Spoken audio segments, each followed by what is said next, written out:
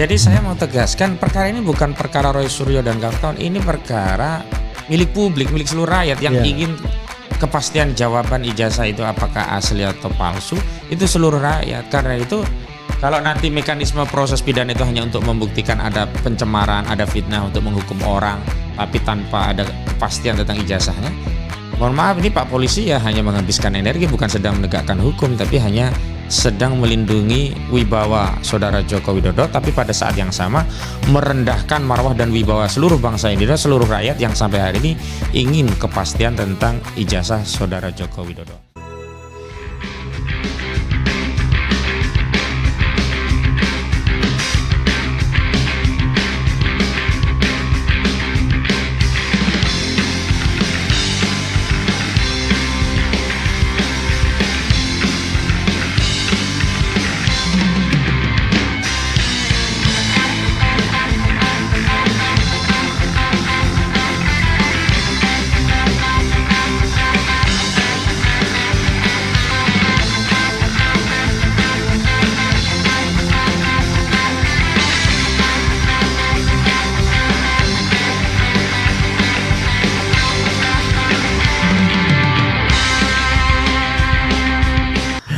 Ya, saudara sekalian, saya ada tamu yang menggeruduk saya hari ini. Betul-betul geruduk karena baru saja dari Polda Metro Jaya ya. Betul. Beliau adalah masih kuasa hukum ya. Ya. Kuasa hukum dari pihak terlapor. Betul. Cuman anehnya pihak terlapornya kagak jelas. Yeah. Yang jelas RS, kemudian T, ya betul. kemudian ES, kemudian K. Kita disuruh menerka-nerka siapa mereka. Tetapi hari ini sebenarnya ada pemanggilan terhadap yang diberikan kuasa juga, yaitu Rizal Fadilah. Betul. Tapi qadarullah tiba-tiba Rizal Fadilah Kecelakaan. tabrak motor. Ya. Saya tanya ini sengaja atau jangan-jangan nggak sengaja ya, nggak tahu ya. Kita balikan cara berpikirnya. Soalnya. Tapi mudah-mudahan segera sehat karena saya diperlihatkan fotonya juga yang lagi dibebat kakinya ya. Betul. Jadi untuk memberikan pertanggungjawab publik bahwa memang beliau benar-benar ditabrak motor gitu ya. Iya. Nah sekarang kita tidak tahu apa yang mau diklarifikasi, bagaimana tadi di Polda Metro, karena yang saya tahu tidak hanya Rizal Fadilah yang mau diperiksa, ada dari Sentana, mewakili enggak? Tidak, kami Enggak, khusus ya? Rizal Fadilah. Kemudian ada dari Kurnia datang. Kurnia datang tadi. Oke. Sudah diperiksa belum ya? Masih diperiksa tadi. Oke. Dan saya tidak sopan karena saya belum memperkenalkan tamu kita. Pertama adalah Pak Deddy Suhardadi. Ya. Oke, assalamualaikum warahmatullahi wabarakatuh. Waalaikumsalam warahmatullahi wabarakatuh. Saya agak bingung juga nih. Aduh, ini ustadz atau lawyer?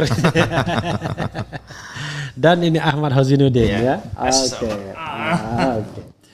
Ya, saudara sekalian, kita ingin mengupdate apa yang terjadi di Polda Metro Jaya hari ini. Silakan siapa yang dulu ingin menyampaikan. Ya, makasih Bang Refli juga pemirsa di RH Channel. Alhamdulillah hari ini saya dan Bang Deddy Suhardadi, tim kuasa hukum Pak Rizal Fadilah. Tapi sebenarnya bukan hanya Pak Rizal Fadilah. Kami juga tim kuasa hukum dari Dr. Rismon Hasiholansia Nipar, Dr. Roy Suryo dan Dr. Tifa. 4 orang yang sebelumnya memang sudah dilaporkan di Polres Jakarta Selatan, Jakarta Pusat dan juga Polda. Tapi terakhir memang ada laporan baru dari Saudara Joko Widodo di Polda Metro Jaya. Dan hari ini memang harusnya klien kami Saudara Rizal Fadilah ini memenuhi undangan klarifikasi dari penyidik Polda Metro Jaya. Jadi saya dan Bang Deddy Suhardadi ini tadi dengan yang lainnya juga banyak sekali, Bang Medi, ada juga Bang Petrus Celestinus, ada Bang Jimmy, juga ada siapa tadi, Khairul Anwar Silalahi, ada juga banyak tadilah ya, lupa saya. Itu tim lawyer semua ya? Iya, advokat semua, dan memang didampingi oleh kawan-kawan dari Aliansi Rakyat Menggugat untuk mendampingi begitu. Oke. Ini lawyer Bang, Lawyer ya? Karena dulu kami advokasi kasus Ustadz Farid Okbah dulu yang awal-awal gitu. Jadi karena ya kenal, kita kan bermitra itu dengan yang kenal begitu. Nah saya masuk ke persoalan hari ini. Memang tim ini dikoordinasi oleh Petrus Celestinus ya. Ada 2 koordinator. Kalau koordinator litigasi Bang Petrus Celestinus, non litigasi dan opini memang saya. Jadi saya dianggap tim. Enggak gini, bukan begitu. Di proses hukum sama proses litigasi dan non litigasi. Litigasi non lit ya. Kemungkinan litigasi dan non litigasi. Walaupun kedua-duanya kami tetap masuk di surat kuasa itu begitu. Silakan. Ya, dan memang kemudian terakhir kami menamakan tim kami sesuai dengan rapat dengan prinsipal klien juga kawan-kawan advokat dengan sebutan tim advokasi anti kriminalisasi akademisi dan aktivis. Oke, beralamat di Jakarta? Ya, beralamat di Jakarta begitu. Selatan ya. Ya. Oke. Nah, hari ini kan kami datang memang kalau klien kami tidak datang itu bukan karena takut ya Bang, bukan karena tidak berani bertanggung jawab dengan perbuatannya begitu, takut dipanggil penyidik atau polisi begitu, tidak. Tapi yang pertama tadi karena memang sakit, qadarullah kecelakaan, ditabrak motor oleh anak-anak remaja sehingga kakinya cedera dan sudah berobat juga dan belum tahu butuh istirahat sampai kapan begitu. Dan yang kedua memang saat kami itu saya klarifikasi, itu nggak ada kesengajaan ya. Wallahu alam ya, kita tidak tahu. Wallahu alam gitu, ya. Wallahu alam ya. Soalnya kan kita tahu sendiri kan kalau sekarang ini kan. Iya. Mudah-mudahan itu betul-betul kecelakaan murni ya. Mudah-mudahan. Ya, mudah-mudahan ketidaksengajaan. Silakan terus. Ya. Nah, yang kedua memang sebelum kami memenuhi undangan klarifikasi itu kami pelajari dengan tim dan Bang Dedi ya, kita rapat banyaklah semua memberi masukan ya, Bang Azam juga yang lainnya termasuk Bang Samsir Jalil begitu. Ini aneh panggilan yang dikeluarkan oleh polisi itu. Nomenklatur suratnya undangan klarifikasi. Tapi substansi materinya adalah untuk diambil keterangannya sebagai saksi. Peristiwanya hanya disebutkan pada tanggal 2 Maret 2025 di Jakarta Selatan. Tapi tidak disebutkan peristiwa apa. Nomor polisinya disebutkan, tapi tidak disebutkan juga atas nama terlapor siapa begitu. Kemudian pelapornya di nomor LP itu juga tidak diketahui. Hanya memang di deskripsinya ternyata dipanggil dalam kerangka untuk diambil keterangan sebagai saksi itu karena adanya laporan yang diajukan oleh saudara IRH Joko Widodo. Gitu. Dan yang kami sangat sangat kaget begitu.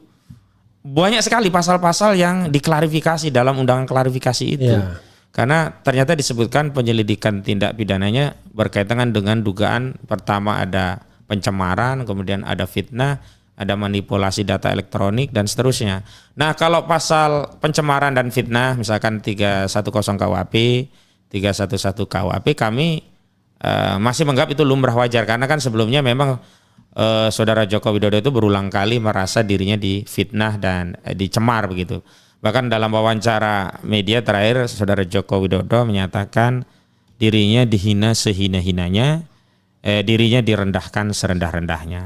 Makanya kalau kita kaitkan dengan norma pasal kan harusnya yang relevan hanya pasal 310 dan 311 KUHP. Kalaupun menggunakan undang-undang ITE ya paling banter 27A undang-undang ITE. Itu pun ada pembatasan oleh putusan MK ya. Betul, karena dia pejabat publik di Kepres. Masih pejabat publik. Iya, Kepres 30 2025 dia Dewan Penasehat dan antara saudara Joko Widodo itu. Nah, yang kami heran itu ada pasal 32 dan 35. 35-nya dulu karena ancaman pidananya 12 tahun penjara. Yang memanipulasi data seolah-olah menjadi otentik. Yang pasal 32 mengubah data elektronik ya. Kita bacakan dulu ya biar paham. Pemirsa paham gitu ya. Pasal 35 Undang-Undang ITE mengatur tentang tindakan manipulasi, penciptaan, perubahan, penghilangan atau pengrusakan informasi elektronik dan atau dokumen elektronik dengan tujuan agar dianggap sebagai data yang otentik. Sebagai data yang otentik. Ini termasuk membuat akun media sosial palsu dengan nama orang lain atau publik figur ya. Ini ada semacam contoh-contohnya ya. Dan ancaman hukumannya perbuatan yang diatur dalam pasal 35 Jungto pasal 51 Undang-Undang ITE jadi diancam dengan pidana penjara paling lama 12 tahun dan atau denda paling banyak 12 miliar rupiah. Bukan paling ini ya. Didenda dengan pidana penjara 12 tahun.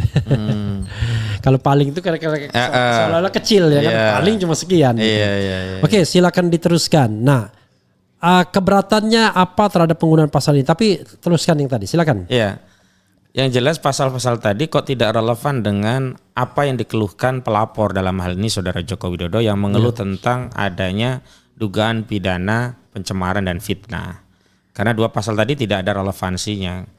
Misalnya kalau kita mau mengambil contoh ya, karena kebetulan klien kami yang lain Roy Suryo itu Dr. Roy Suryo termasuk tim ahli yang diminta untuk hearing ya, dengar pendapat untuk perumusan undang-undang ITE khususnya di pasal 35 dan 32. 35 itu manipulasi data elektronik itu contohnya harusnya begini, misalkan ada screenshot pengiriman dana lewat transfer kemudian diutak-atik seolah-olah nilainya berbeda dengan yang asli kemudian dijadikan bukti. Transfer cuma 10 juta diubah menjadi 100 juta seolah-olah menjadi pelunasan. Nah, itu yang kena dengan delik ini. Sementara klien kami itu ya semuanya lah termasuk Roy Suryo, Dr. Tifar yang lain itu tidak pernah mengutak-atik dokumen ijazah yang beredar.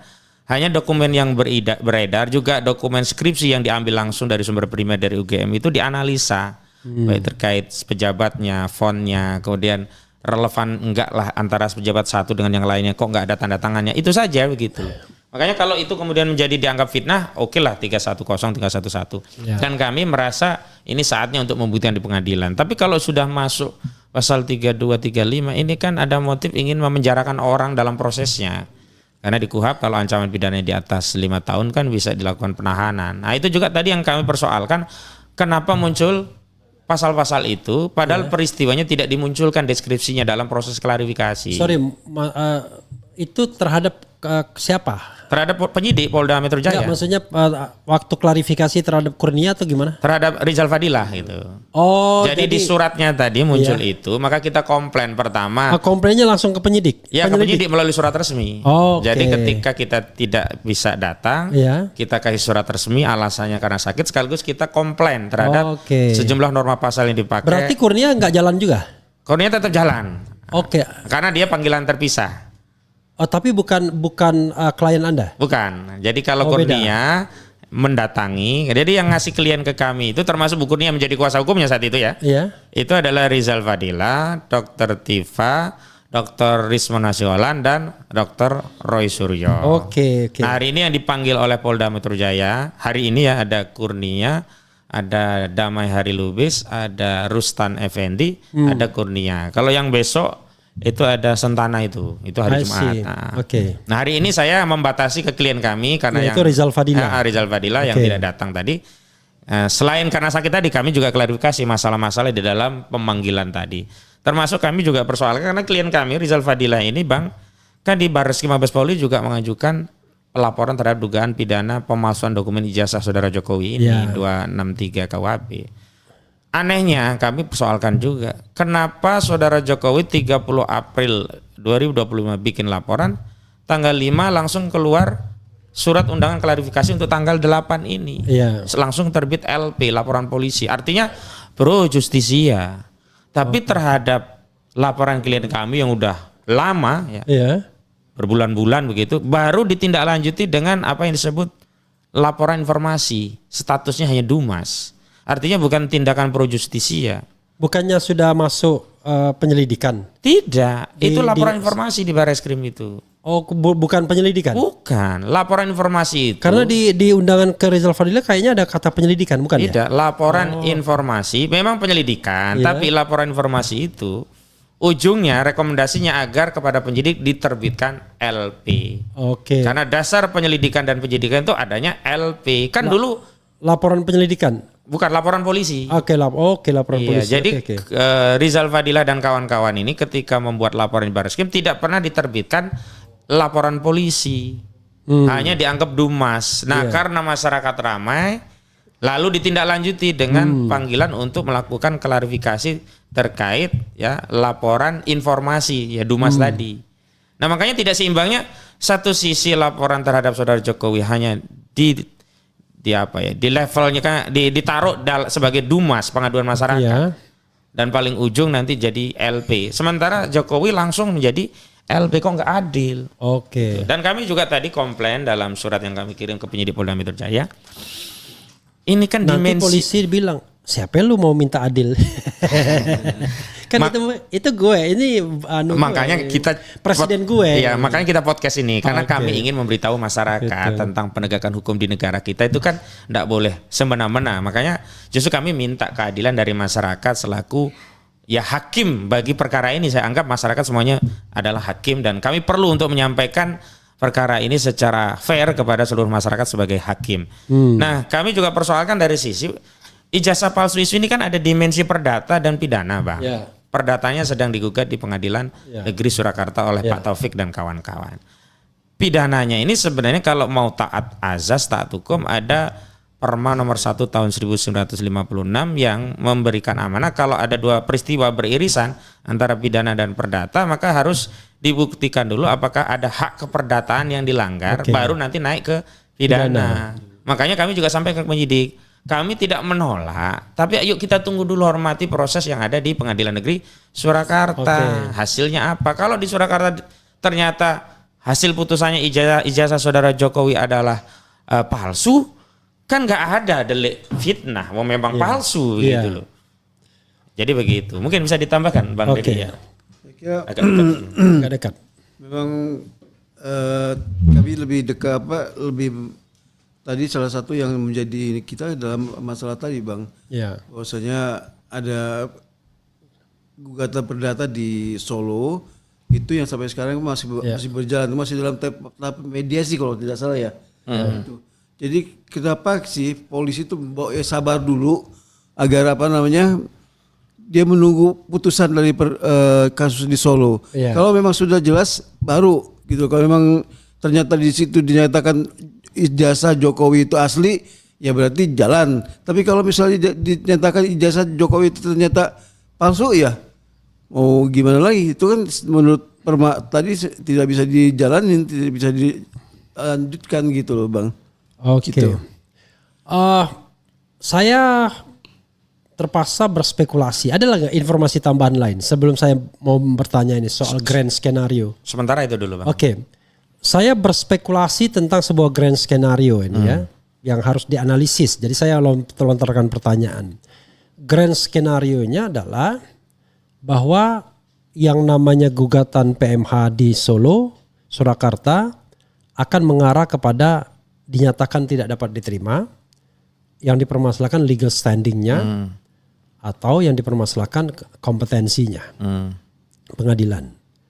Kemudian yang di Jakarta laporan TPU dan teman-teman tidak akan ditindaklanjuti atau ditindaklanjuti dengan pelan sekali, ya. Sekedar manggil-manggil periksa-periksa gitu. Periksa-periksa ya masih dalam proses penyelidikan dan lain sebagainya. Sementara yang akan didahulukan adalah laporan Jokowi dengan menyatakan mereka ini sebagai tersangka dan ada skenario agar mereka ini ditangkap dan ditahan. Itu yang beredar ya kan. Nah, sampai ada yang mengatakan yakin tangkap sebentar lagi dan ditahan. Nah, maka kemudian kita tidak akan mendapatkan sebuah forum untuk membuktikan ijazah Jokowi apakah palsu atau tidak atau fake atau original. Tetapi kita hanya akan disibukkan kepada pembuktian bahwa telah terjadi yang namanya pelanggaran terhadap tadi pencemaran nama baik, penghinaan, dan lebih buruk lagi adalah penggunaan pasal 35 dan 32 tadi. Bagaimana menurut Bro Hosinuddin? Sebenarnya kalau fokusnya sesuai dengan apa yang menjadi keluhan saudara Joko Widodo, dia merasa dihina sehina-hinanya, dia merasa direndahkan serendah-rendahnya, nggak ada masalah sih bagi kami diproses. Tapi ya pasalnya yang relevan 310 dan 315 KUHP. 310 kan cuma 9 bulan, 315 cuma 4 tahun. Artinya bagi kami nggak ada kekhawatiran karena proses hukum di pengadilan itu juga kami tunggu-tunggu untuk membuktikan kebenaran ijazah saudara Joko Widodo. Tapi yang nggak fair itu kalau diselundupkan pasal kemudian ditahan. Itu yang kemudian klien kami tidak punya kesempatan untuk membuktikan analisa data yang mereka miliki sesuai dengan kapasitas keilmuan mereka yang selama ini sudah disampaikan kepada publik karena dibungkam dengan penjara begitu. Dan saya juga ingatkan kepada kita semua, rakyat bangsa kita ini, kalau tujuannya pembungkaman, kita harusnya belajar dari perseden kasus Bambang Tri. Ketika Bambang Tri divonis 6 tahun oleh PN Surakarta, walaupun dia dikurangi di tingkat pengadilan tinggi jadi 4 tahun, Bukan hanya dikurangi tapi diganti pasalnya. Diganti pasalnya juga jadi 28 Undang-Undang ITE yang sebelumnya pasal 14 ayat 1 Undang-Undang 1 tahun 46 begitu. Kan kritik ijazah palsu ini tidak kemudian diam berhenti, justru muncul orang yang mengkritik yang kualitasnya doktor, bahkan doktor-doktor dari UGM gitu loh. Kan ini nggak menyelesaikan kalau hanya membungkam gitu loh. Nah, kembali kepada soalan yang dilaporkan Pak Jokowi misalnya dalam konteks pencemaran dan fitnah, kan itu menjadi pintu juga sebenarnya untuk membuktikan apakah ijazah itu asli atau tidak. Makanya tadi Bang Peter Salestinus dalam Kompes menyatakan ya harusnya ijazah Joko Widodo dalam laporan itu tidak sekedar diperlihatkan, harus disita. Karena kan kalau dia menganggap orang yang menyatakan ijazah palsu itu sebagai fitnah, dia harus buktikan ijazah itu asli. Ya, dia sebagai pelapor harus menyerahkan ijazahnya untuk disita dan kemudian dibuktikan oleh penyidik bahwa legal standingnya ada dan ijazah itu memang asli, sehingga orang yang menyatakan ijazah itu palsu ada sebuah fitnah atau pencemaran. Nah, hari ini kan enggak, yang ada kan cuma ditunjukkan, kita juga tidak tahu proses seperti apa. Nah, kalau soalnya mungkin kemudian akan diproses gitu, sebenarnya kita juga udah siap Bang, karena banyak komponen civil society itu mendukung. Baik dari kalangan purnawirawan, aktivis, akademisi, dan kemarin juga sudah beredar banyak video dukungan untuk Dr. Rismon dan kawan-kawan ini. Jadi saya mau tegaskan, perkara ini bukan perkara Roy Suryo dan kawan-kawan, ini perkara milik publik, milik seluruh rakyat yang ingin kepastian jawaban ijazah itu apakah asli atau palsu, itu seluruh rakyat. Karena itu kalau nanti mekanisme proses pidana itu hanya untuk membuktikan ada pencemaran, ada fitnah untuk menghukum orang, tapi tanpa ada kepastian tentang ijazahnya, mohon maaf, ini Pak Polisi ya hanya menghabiskan energi, bukan sedang menegakkan hukum, tapi hanya sedang melindungi wibawa Saudara Joko Widodo, tapi pada saat yang sama merendahkan marwah dan wibawa seluruh bangsa Indonesia, seluruh rakyat yang sampai hari ini ingin kepastian tentang ijazah Saudara Joko Widodo. Ada satu tambahan yang menarik menurut saya, ini perlu diketahui rakyat. Saudara Jokowi kan menyatakan bahwa dia merasa dihina sehina-hinanya dan direndahkan saudaranya. Tapi pada saat mediasi dia tidak datang. Malah dapat kabar dia mau melayani wawancara media di rumahnya begitu loh. Malah bertemu dengan seseorang. Bertemu dengan seseorang. Artinya kan dia justru yang menghinakan pengadilan. Menghinakan pengadilan sehina-hinanya. Kenapa? Harusnya kalaupun dia tidak hadir, dia tidak menunjukkan tidak ada aktivitas yang penting. Apakah dia sedang ada di luar negeri sehingga itu menjadi excuse dia tidak bisa datang ke pengadilan. Ini kan sama aja ngencingi lembaga peradilan itu. Itu menghina sehina-hinanya pengadilan. Memang benar menunjukkan ijazah itu adalah permintaan penggugat ya ini Pak Taufik dan kawan-kawan ya. Tapi itu kan atas perintah pengadilan karena forumnya adalah forum pengadilan dan sebenarnya kalau dalam mediasi itu ijazah asli itu ditunjukkan, Pak Taufik juga mau berhenti gitu loh, nggak sampai ke pokok perkara. Ini yang menjadi aneh buat kita gitu loh. Ditunjukkan dan itu memang original. Lah iya gitu loh, aneh. Nah sekarang belum sampai lah kepada pembuktian apa itu original atau tidak. Ditunjukkan saja enggak. Ke penyidik juga hanya narasi, kita tidak tahu apakah benar atau tidak. Ke kuasa hukum juga hanya narasi, kita juga tidak tahu. Ke media juga hanya media, tidak boleh difoto gitu loh. Padahal kalau boleh didokumentasikan kan bisa kita kaitkan dengan apa yang hari ini beredar. Kalau ternyata berbeda, oh ya sudah, berarti Roy Suryo salah, berarti Rismon salah, ya sudah. Klien kami itu juga mau seleh loh, kalau orang Jawa itu kalau salah seleh. Mau mengatakan salah ya sudah, akhiri. Begitu. Kan kenapa sampai hari ini masih rame? Karena nggak ada bantahan terhadap analisa yang disampaikan oleh klien-klien kami. Bantahannya ada, tapi bukti tandingannya nggak ada. Enggak, kalau menurut saya bantahannya narasi Bang. Misalnya. Oh iya. Bukan maksudnya bantahan yang seimbang ya. Yang nggak ada. Misalnya. Yang equal. Nggak equal. Misalnya begini bantahannya loh. Anda sudah melihat ijazah aslinya nggak? Berani mengatakan itu palsu. Itu kan bukan bantahan. Iya. Sementara yang menyatakan asli pun belum pernah atau tidak pernah melihat ijazah aslinya. Bagaimana Anda menyatakan ijazah itu asli? Anda pun belum pernah melihat ijazah itu gitu loh. Jadi nggak equal gitu loh. Nah, sementara yang paling penting adalah soal foto, soal wajahnya kok nggak mirip, soal spesimen tanda tangan, soal nama, soal skripsi ya yang lembar pengesahannya kosong, itu sampai hari ini nggak pernah bisa dijawab. Gitu. Malah dijawabnya adalah itu salinan yang aslinya ada di tempat ada coret-coret begitu ya, yang kemudian betul. Netizen rame mengolah itu. Ya, tapi begini, kita jadi akhirnya mungkin ditambahkan Pak Dedi ya, kita akhirnya berspekulasi ini begini, ada dua arus utama. Arus utama yang mengatakan bahwa Pak Jokowi itu ada aslinya semua. Cuma dia manfaatkan ini untuk panggung. Sebagai orang yang barangkali sudah menepi dari kekuasaan, dia pengen tetap on top pemberitaan tentang dirinya. Ada yang mengatakan begitu. Tapi ada juga spekulasi yang mengatakan bahwa ini nggak ada yang ijazahnya atau skripsinya itu, karena itu dia muter-muter. Karena kalau kita bicara mengenai yang namanya goodwill, niat baik itu kan hanya bisa dilakukan oleh orang yang nggak bermasalah. Kalau orangnya bermasalah, ijazahnya nggak ada, ya, atau misalnya ijazahnya palsu, ya yang Anda harapkan dengan lurus itu yang nggak akan pernah terjadi. Mau nunjukkan ijazah silakan di forensik, it is easy, mudah sekali. Nah, silakan Pak Dedi, dari dua arus utama itu apa yang Anda pikirkan? Saya pikir begini, ini masalah ijazah ini simpel aja. Kalau itu bisa Anda beginiin, kalau nggak nyaman. Ya. Maksudnya bisa Anda digeser ke belakang. Nah, itu. Itu simpel aja sebenarnya Bang. Bagi saya, kalau saya nih, ada orang yang berkata, lu ijazah lu palsu. Ya tinggal saya bawa nih ijazah gua, lu tinggal lu cek nanti lu bawa, kalau perlu lu bawa ke universitas gua, selesai. Iya kan? Gak perlu panggil pengacara yang lain untuk menyampaikan bahasa ini. Sudahlah, kita kembali aja logika aja lah Bang. Kalau kita punya sesuatu yang benar, itu kita nggak akan ragu untuk menunjukkan. Itu aja. Prinsipnya simpel aja sebenarnya. Oke, berarti kan Pak Dedi, Bro Dedi meng-highlight kemungkinan yang kedua tadi yang saya katakan. Barangnya tidak ada, oke. Maka yang dilakukan oleh Jokowi adalah ya delaying time, ya kan? Delay terus dia. Atau dia muter-muter dan lain sebagainya. Kalau Bro Hozinudin gimana? Kan begini Bang, saya juga mau mengklarifikasi common sense ya. Saya mengklarifikasi common sense ya.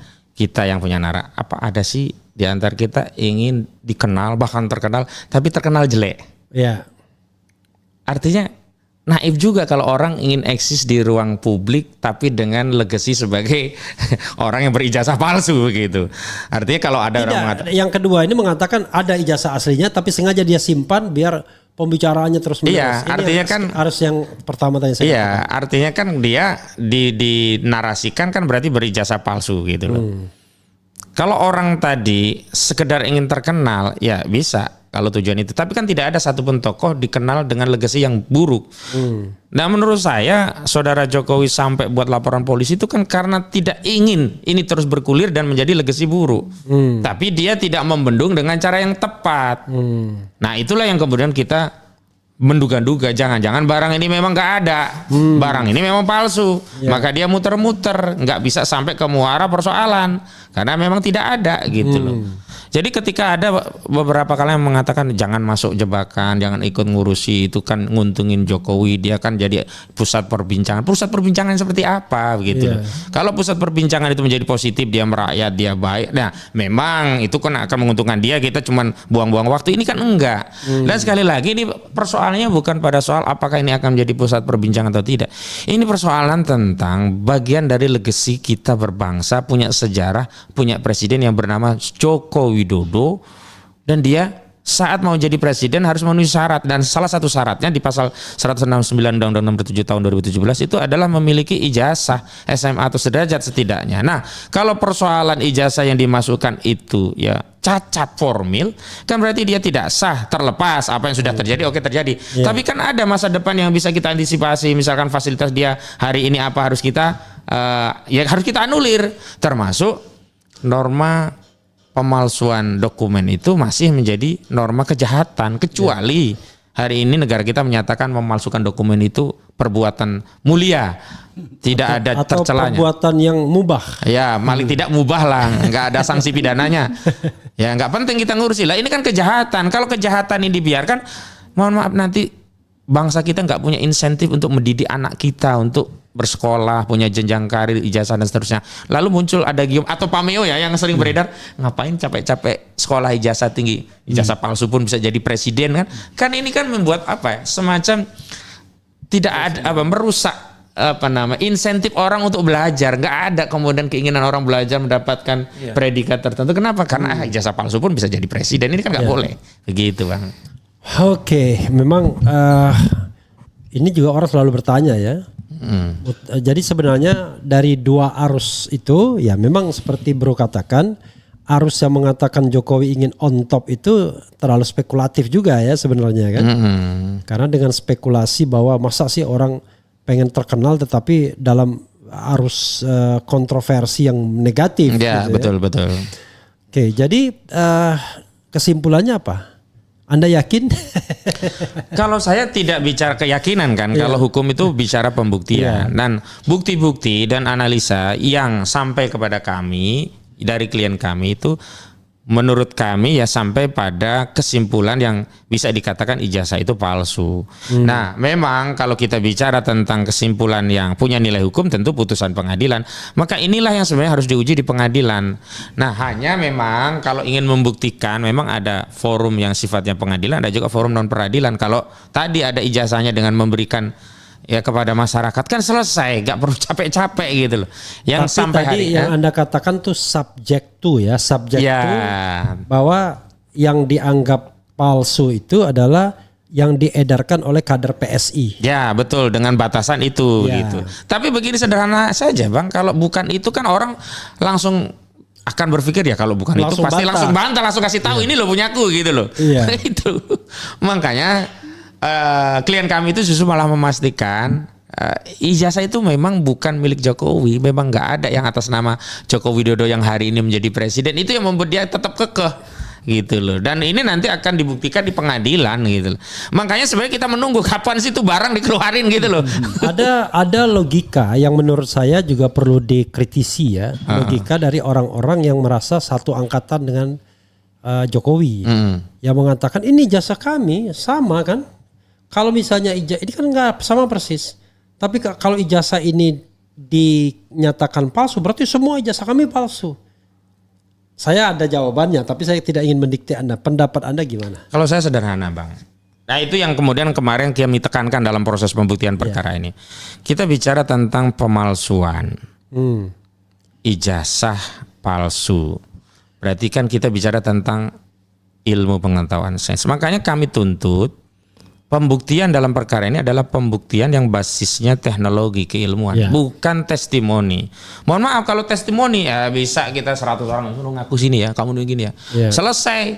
Kan persoalannya kan bukan bagaimana pada dengan ijazah yang mereka bawa yang katanya sama. Kan ijazah mereka itu tidak membuktikan ijazah orang lain asli atau palsu, kecuali yang dipersoalkan ijazah yang mereka pegang gitu loh. Boleh begitu. Jadi nggak bisa teman saya punya ijazah asli, saya asli, punya teman saya juga saya jamin asli, nggak bisa. Karena punya temannya bisa saja udah hilang terus diganti yang lain, kan nggak tahu riwayat tentang ijazah yang dipunyai temannya itu. Yang paling penting, yang paling sahih dan paling fair ya pembuktian secara teknologi, dites. Makanya kita sebut dengan audit forensik terhadap ijazah itu, selesai. Pak Deddy bisa ditambahkan soal yang logika yang saya katakan tadi, yang ini sama persis. Kalau kami dianggap palsu Pak Jokowi, ya kami juga dianggap palsu dong puluhan orang itu. Gimana? Kita kembali lagi seperti yang tadi disampaikan oleh Bang Hosin. Kita lebih baik ke dalam yuk sekarang buktikan sajalah lewat audit forensik itu. Cuma itu aja. Oke. Selesai. Kayaknya Pak Deddy ini masih takut-takut nih sama Hosinuddin. Nggak takut kan? Terus terang Bang, aku 2 tahun Pernah lalu kena ini Bang, stroke 3 kali. Jadi Oke. Sorry mohon maaf ya. Ya alhamdulillah masih bisa berjuang Bang. Oke, mohon maaf. Saya nggak ngerti ya. Iya betul. Nah, tapi kalau saya lucu, kalau saya pakai logikanya kita diskusi ya, ini bagian diskusi. Gimana logikanya? Ya logikanya sederhana. Memang orang yang ini kalau mau memalsukan, memang orang mau memalsukan itu memang sedapat mungkin mirip. Oh iya, betul. Kan logikanya sederhana. Sebenarnya ada logika sederhana.